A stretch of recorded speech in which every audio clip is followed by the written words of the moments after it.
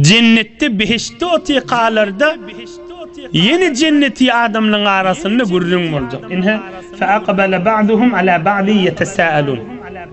İki cenneti, iki behişti, iki uçma, Türkmen uçma diye cenneti. İki uçmada oturan iki kavadan Allah bizlere nasip etsin cenneti inşallah. O ikisi gurrun edecek. Kâle kâilun minhum inni kâne li qarin. Behişte iki dost gurrun ettiğinişini. Yahudu men bir yoldaşım vardı diyecek. Yoldaş diyen ya hemsayesi, ya hemkarmıştık, ya da kâde nacire dost deyip yanına geliyormuştuk. Yakulu inneke leminel musaddiqin. Zol yanına gelivaydır diye. Anan yanmış Huday peygamberi kıyamada divaydardı diye. Ey cemaat, Kur'an-ı Kerim Allah'ın kelamı haş. Yakulu inneke leminel musaddiqin. İzin anan yanmış zatları deyip yol gelip bana şey diye. Mene astin anamak zatları divaydardı. Yani ülküdip çürüküdenden tın kayta diyerilme var mı? Ay bulacak zaten ayırsana şu gurrunlardı diye. Kur'an-ı Kerim manası neydi o için? Her zamanla ay zaman fark ettiye her zaman adamlar şu adamlarmıştı ka. Şu iki ayaklı adam, şu dişli ağızlı burunlu adam, şu hirsli, şehvetli, ılımlı, mehrum ya binesip ya nesipli adam, şu bernamı bir yürüyen ha. Şu kavu bidirek, şu aydılyan kipleri silidin mengeş bir vurun. Şu danışkada ya bazarda ya karhanada ya kargada ya tukanda şu mahalle kafirin aytyan kefide yakulu inneke leminel musaddiqin. İnan yanmaysan zatları ahirzene diyelyan vurrumda. O hem aytacak kâle hel entum muttali'un fattala fera'ahu fi sevâil cahim. O hem aytacak şu emsaya şu yoldaş. Şu yerde kan behişte görünen akşu. Kafir olup dünyadan geçti mukam şu diyecek. Şunu göreyliğin deyip Allah'tan dilecekli ve Allah Zülcelal'le onlara perdeni aşacak ki görseli şöyle adam cehennemin içindedir. On bir behişte uçmadaki, o doğudaktaki kafir olup öteni ömrün günahını yedine getirip ayırsan yalan niyen adama aytacak. قال تالله إن كدت لتردين ولولا نعمة ربي لكنت من المحضرين. Yine mübarek 56. 55. ayetin manası. 57. قال تالله إن كدت لتردين. Ey sen tas beni helak et yadın ha sen beni oduklu yadın ha diyecek. Uçma behiştin içinden doğudaktaki ol bu dünyada ayırsana diyen bibin gördüler halini. وَلَوْلَا نِعْمَةُ رَبِّي لَكُنْتُ مِنَ الْمُحْضَرِينَ. Hudaya şükür Allah'ın fazlı, Allah'ın nığmeti, Allah'ın rahmeti bilen Allah saklayıptır doğudaktan diyecek. O adam mıdam kavluğunu Hudaya nispet beriyendir. Hudaya şükür bana nasip etti.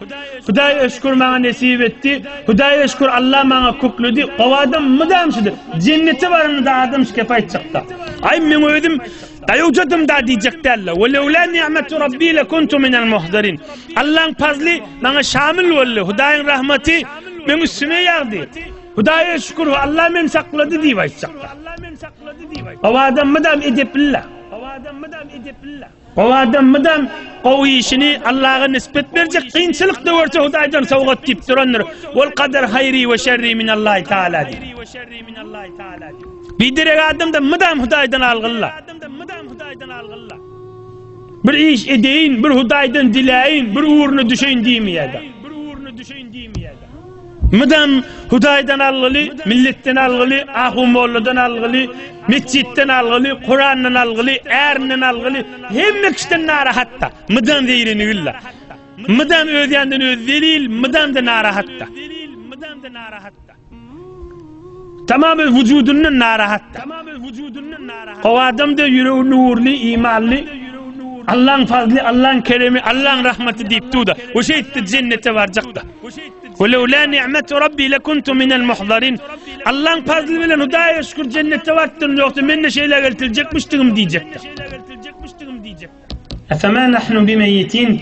إلا موتتنا الأولى وما نحن بمعذبين إن هذا لهو الفوز العظيم لمثل هذا فليعمل العاملون. وهم بيجين وقتك إني biz ölmeyes mi diyecek? Şu bir ölük tamam oldu mu diyecek? Biz behişte inni bize azap yok. Ve ölüm yok mu diyecek? Hoş olup bugün.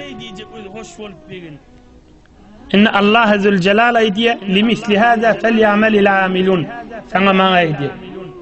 Şu cennetten çürüyüm amel etsin, rahmet çeksin, ihlas etsin, yortacak adam diye. Sana bana aydiye. Beşer insaniyete aydiye. İnsu cina aydiye. Tamam mükelleflere aydiye. لمثل هذا فليعمل العاملون. إن الله عز وجل قدرة كلام النايدوتي. إن شي جنة شي زاد كوكوز بشزاد قدمه ونغيب عيدوتين شنن شريم عمل etsin عمل etsin. إن بده ميدان. إن بده ميدان. إن بده ميدان. Yoldaşından çürüyüm. Mehabbet etmeden çürüyüm. Hiç kimin haberi yok vaktinde Allah Azze Celal çağırmadan çürüyüm. Adamların haberi var kad Allah'ın çağırmadan çürüyüm. O yerlerde Amerikan uyuşmalarını de Kur'an okuyuvermeli, tesbih sana vermeli. Adamlar yok kadı. Ödeyen radiyçılığının idinine gezmek. Bu her bir yakşılıklar. Karınlaşın halinden haber almak, hemsayan halinden haber almak, o tamam kovluklu ona girmeyin. Yine deyin, limisli hâzâ felya'melil âmilûn. Allah Azze Celal diye. Yine amel edecekler, şundan çürüyüm amel etsin. İş edecekler, şundan çürüyüm iş et. Şunun evde bağda. Ve bize de hudaya şükür fırsat bak. Hani fırsatımız? Şeşme halka oturan lahzamıza. Şayet öyümüze yetmedi. Allah Azze Celal iman bağlılığına uzak ömür versin emmemize. Parahatçılık, emniyet, imanın eteğinde. Emme fırsat şımahal. Dünya geçti. Eğer Huday bize ömrü verse, ertinen olacak, şunu düğün mulk kaliye. Hemen erti akşam biz gururun edecek, öten akşam diyecek. Haçana, şımahal kotur şımıda. Bizim şımahal düğünümüz var da şımahal cımğoğun akşam, erti şembe. Emme öten akşam. Öten akşamın gururunu var. Biz öten akşam 500 kovasında bir toyda gururun verdi. Yani şımahalle öten akşam olacak da Allah ömrü verse erti akşam. Erti akşam daşlı vurunna bir toy oynarlıkta daşlı vurunna hemen biz geliyakak. Öten akşam biz mübarek tefsirde tıka diyecek da. Bu şunun yalı kıyamet meydanına da dünya düğün mulk kalacak da. Bu şunun yalı mahşer meydanına şu bizim dünyamız düğün mulk kalacak. Bu kıyamet meydanında yine düğün mulk kalacak. Ya beheşt ya cehennemden süreyim. Yine açık. Dünya ve ahiret Allah Azze Celal Kur'an-ı Kerim'de aydıp yine ak manasını gününün oturan cemaat, gününün sonra zept boltu işçek cemaat, gününün dirman manaları iştip, dirman nurunu bidirini sindirip durun, günün dururlar. Allah'ın kelamının manasını iştivatınız. Allah Azze Celal hemmenizin korsanız, öyünüz bilin, içeriğiniz bilin, dost yarınız bilin, rahmet nuruna karkasın.